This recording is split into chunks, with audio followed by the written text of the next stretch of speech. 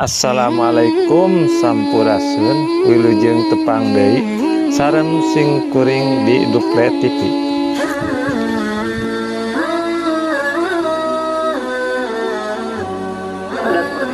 Ya, memang waktu itu penting sekali, tapi bukan berarti waktu adalah uang. Ya, bagi kita ada waktu adalah ibadah. Ya, kenapa waktu adalah ibadah? Karena segala sesuatu itu harus mengandung ibadah. Ya, sholat itu jelas ibadah. Ya, kemudian mengaji ibadah. Ya, tapi melangkahkan kaki saja walaupun ke sekolah itu ibadah, jangan salah. Ya, jadi niatkan kemana kita pergi, apapun yang kita lakukan selama itu kita menganggap benar dan diridhoi oleh Allah, maka niatkan untuk ibadah. Karena kata hadis mengatakan inna a'malu bin niat. Ya, jadi segala sesuatu tergantung kepada niatnya. Kalau kita niatkan ibadah, ya ibadah insya Allah. Ya, mantap. Makanya Nabi prinsipnya ya dia mengatakan hayatana kulluha ibadah. Hidup kami adalah untuk ibadah. Kenapa? Karena ya manusia kan dituntut hidup dunia ini punya tujuan ibadah. Ya. Kata Allah, "Ma khalaqtul jinna wal insi illa liya'budun." Tidaklah semata-mata aku ciptakan jin dan manusia melainkan untuk ibadah. Kita hadir di sini untuk ibadah bukan? Ibadah, ya. Menuntut ilmu ini ibadah. Dan orang-orang yang dari rumahnya niat ikhlas ibadah dengan menuntut ilmu, insya Allah akan mendapatkan ilmu. Ya, sesuai dengan yang diniatkannya. Dan kita jangan pernah lekang, jangan pernah lupa, dan jangan pernah patah semangat untuk menuntut ilmu. Karena orang-orang yang berilmu, Allah berjanji akan ditinggikan derajatnya oleh Allah. Yarfa'illahu ladina amanu minkum, ya, bahwa Allah akan meninggikan derajatnya orang-orang yang beriman, orang-orang yang menuntut ilmu. Ya, insya Allah kita termasuk orang-orang yang berilmu dan termasuk orang-orang yang beriman. Ada yang berbahagia dan diberkahi oleh Allah Subhanahu wa taala. Allah berfirman, tadi disebutkan ya, bahwa demi waktu, demi masa, ya, bahwa manusia itu benar-benar harus mementingkan waktunya. Karena Allah sendiri bersumpah demi waktu. Maka kalau orang yang tidak bisa memanfaatkan waktu, maka dia tergolong orang-orang yang rugi. Kenapa? Allah mengatakan wal as, demi masa innal insana lafi khusr. Sesungguhnya manusia benar-benar berada dalam kerugian. Siapa yang berada dalam kerugian? Itu orang-orang yang pertama tadi tidak bisa memanfaatkan waktu. Ya, di antaranya seperti itu. Allah melanjutkan dalam firman-Nya, illal ladzina amanu, kecuali orang-orang yang beriman, wa amilus solihati, dan orang-orang yang mengerjakan amal soleh, wa tawasaw bil haq, dan orang-orang yang saling menasihati ya dalam kebenaran, wa tawasaw bis sabr, dan orang-orang yang saling menasihati dalam kesabaran. Itulah orang-orang yang tidak rugi, mengisi waktunya dengan beriman kepada Allah, ya. Kemudian mengisi waktunya dengan mengerjakan amal soleh, kemudian saling menasihati, ya, supaya teman kita tidak menjurus kepada kejelekan, kita nasihati. Kemudian ketika ditimpa musibah, kita saling menasihati. Insya Allah orang-orang yang seperti itu hidupnya, maka tidak akan tergolong orang-orang yang rugi. Maka mudah-mudahan kita termasuk orang-orang yang beriman, amin. Kita termasuk orang-orang yang mengerjakan amal soleh, amin. Ya. Dan kita tergolong orang-orang yang saling menasehati. Mari kita kaitkan dengan ibadah kita pada hari ini. Ada yang berbahagia. Ya, perlu ada yang ketahui bahwa ibadah yang dianjurkan oleh Rasulullah adalah sholat duha. Apa kelebihan dan keunggulan sholat duha?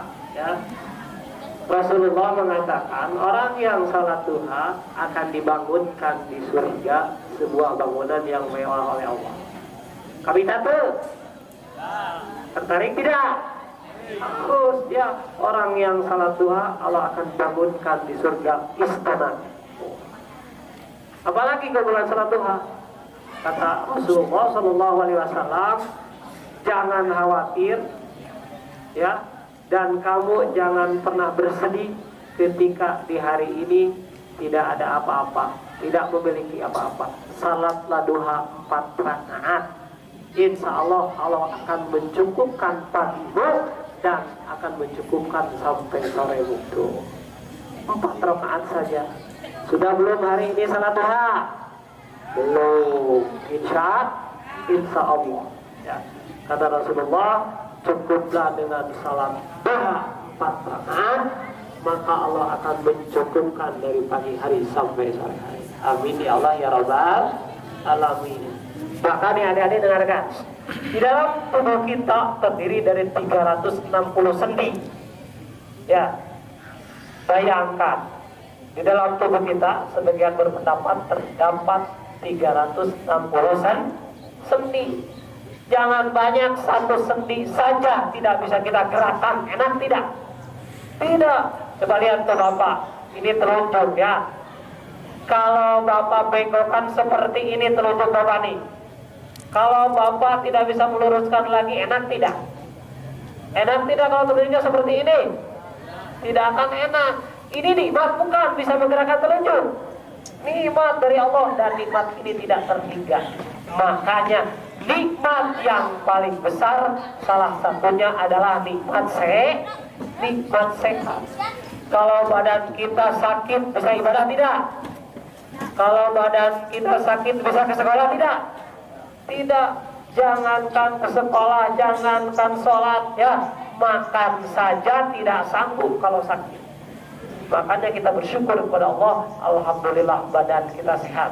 Walaupun bekal kita kecil, apalagi tidak berbekal ke sekolah, tapi alhamdulillah kita sehat walafiat, bisa melangkahkan kaki. Penggerakan badan itu adalah nikmat dari Allah Subhanahu wa taala. Ya, maka kita wajib bersyukur, sekurang-kurangnya mengucapkan alhamdulillah. Ya, karena kata Allah, ya barang siapa yang bersyukur, baca surat Ibrahim ayat 7. La in syakartum la azidannakum wa in kafartum in adzabi lasyadid. Barang siapa yang bersyukur, kurang lebihnya begitu artinya. Barang siapa yang bersyukur, maka Allah akan menambahkan nikmatnya. Tapi barang siapa orang yang tidak bersyukur, tunggulah azab yang pedih dari Allah Subhanahu wa taala. A'udzubillahi min dzalik. Kembali lagi ke salat duha. Di dalam tubuh kita ada 360 sendi. Satu sendi saja tidak bisa kita gerakan, maka tidak enak rasanya. Nah adik-adik, kata Rasulullah SAW, orang yang salat duha 2 rakaat itu sama dengan mensedekahi 360 sendinya yang ada dalam tubuh kita. Tuh, bayangkan nih, coba kita hitung. Kalau kita diwajibkan sedekah 1.000 rupiah satu sendi, kalau 360 sendi berapa? 360 ribu. 360 dikali 1.000 maka 360.000. Kalau kita diwajibkan sedekah atas nikmat sendi-sendi kita, maka kalau kita kalikan 1.000 perak saja kali satu sendi, maka 360.000 harus kita sedekah tiap hari. Dengan kemurahan Allah, maka cukuplah salat duha 2 rakaat, maka dia sudah mensedekahkan sendi-sendinya sebanyak 360 sendi. Makanya harus tertarik dengan salat duha. Selain itu, orang yang salat duha dijamin tidak fakir. Tahu fakir? Nih kata Imam Syafi'i, ada fakir, ada miskin. Beda fakir dengan miskin ya. Apa bedanya? Kalau miskin, nih kata Imam Syafi'i, miskin itu hari ini ada, buat makan pagi ada, buat makan sore ada, tapi besok nggak tahu. Itu miskin. Tapi kalau fakir itu lebih lagi. Fakir itu jangankan untuk besok, jangankan untuk makan besok, hari ini saja tidak terbayangkan bisa makan apa tidak. Nah itu fakir. Jadi fakir itu lebih daripada miskin. Nah orang-orang yang senantiasa menjalankan salat duha, insya Allah dijauhkan dari fakir. Amin ya Allah ya Rabbal Alamin. Maka alhamdulillah kalau sekolah ya memberi waktu kita untuk salat duha, Itu nikmat. Manfaatkan sebaik-baiknya, ambil wudhu. Kalau bisa dari rumah. Ya kalau tidak bisa di sini aja lah. Ya, yang pasti salat itu harus wudhu. Karena Bapak tes tahun kemarin. Masih ada salat duha tapi itu wudhu. Sama Pak aneh tak? Udah untuk wudhu. Malas iris rumah. Ya, berarti salat duhanya tidak ikhlas. Berarti salat duhanya karena memang dia takut aja sama Bapak Ibu guru. Artinya dia salat duha bukan karena ibadah. Sedangkan kan kita harus ikhlas dan harus semata-mata karena ibadah kepada Allah. Ya. Nah seperti itu. Maka oleh karena itu Bapak anjurkan yang mudah-mudahan besok hari ini bawa sejadah ya. Siap? Ya. Harinya hari Selasa, Rabu, Kamis, Jumat ya. No. Jadi sekali lagi tolong nih adik-adik, kedengaran tidak ke belakang nih? Kedengaran enggak? Yang laki-laki nih, ya jangan lirik-lirik, abang-abang ada cewek di samping, ya lihat saja ke depan, biarkan setan berlalu, ya lihatlah bapak, ini lihatnya semua, ya. Nah jadi sekali lagi besok siap bawa sejadah ya, siap ya. Kalau besok bawa sejadah berarti ini orang termasuk orang-orang yang membukakan hatinya, dapat hidayah dari Allah Subhanahu wa taala. Alhamdulillah. Yang putri ini siap mas, saudara masa? Siap, insya Allah bawa sejadah. Kalaupun nggak punya sejadah misalkan, tapi gue yakin di rumahnya ada sejadah nih, ya. Tapi misalkan kalau memang tidak punya, bawalah alas yang lain. Yang penting bisa dipakai untuk tempat salat. Ya, paham ya. Mudah-mudahan dengan walaupun sedikit Bapak uraikan tadi manfaat dan faedah dari salat duha, ini kalian menjadi tertarik ya. Bapak uraikan lagi, tadi satu salat duha itu manfaatnya 4 rakaat salat duha adalah Allah akan mencukupkan kita dari pagi sampai sehari.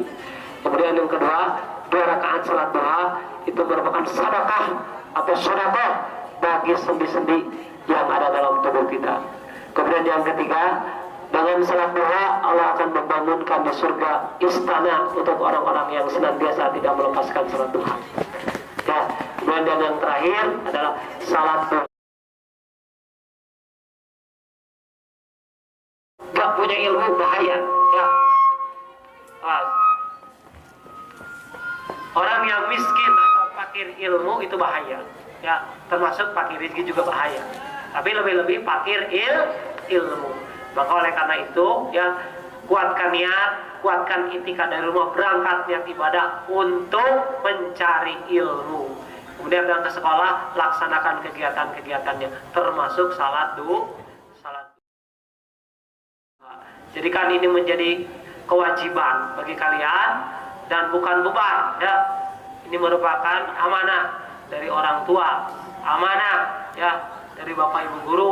Termasuk adalah ini merupakan kewajiban yang disyariatkan oleh Allah melalui Nabi besar Muhammad Sallallahu Alaihi Wasallam. Awas, hati-hati berbicara sholat.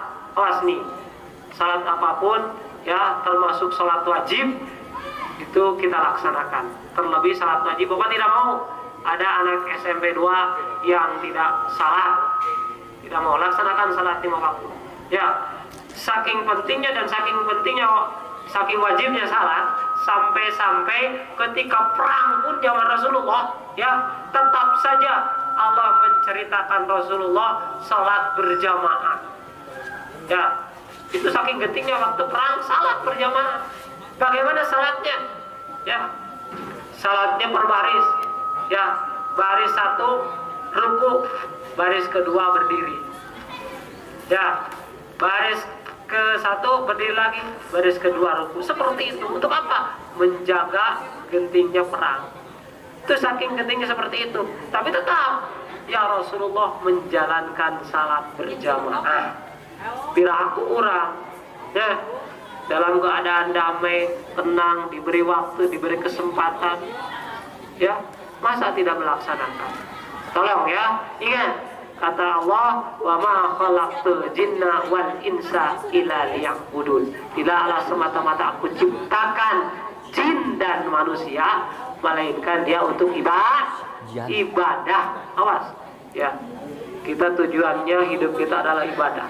Jadi setiap pekerjaan kita, perbuatan kita, langkah kita niatkan untuk ibadah agar berkah ya, mendapatkan rahmat Allah Subhanahu wa taala.